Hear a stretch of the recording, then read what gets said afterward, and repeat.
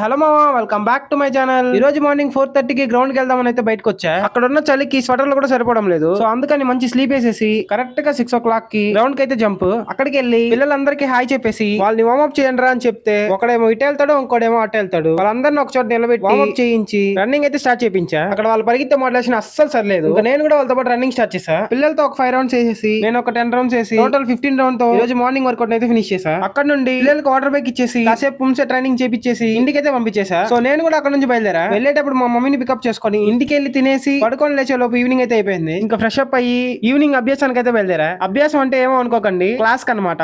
మెల్లగా నడుచుకుంటూ క్లాస్ కి అయితే వచ్చేసా. వచ్చి రాగానే బాడీలో ఉన్న బెండ్లన్నీ తీసేసి 1 by 1 పిల్లలతో బ్యాటింగ్ చేయడానికి అయితే దిగా. దానికి ముందు దానికి దండం పెట్టేసి ఇంకా దాన్ని అయితే దంచి పడేసాం. సో గైస్, నేనైతే కొత్తగా ఏదైనా హ్యాబిట్ అలవాటు చేసుకోవాలనుకుంటున్నా. మీరు అనుకునేది అయితే కాదు, గుడ్ హ్యాబిట్ అనమాట. సో దానికని చెట్లు పెంచుదామని అయితే ఐడియా వచ్చింది. చెట్లు ఒకటే కాదు, హామ్స్టర్స్ కూడా పెంచబోతున్నా. దాని అప్డేట్ అయితే నెక్స్ట్ వీడియో చెప్తామా. సో ఈ రోజు వీడియో అయితే అంతే గాయ్స్, రేపటి వీడియోలో మళ్ళీ కలుద్దాం.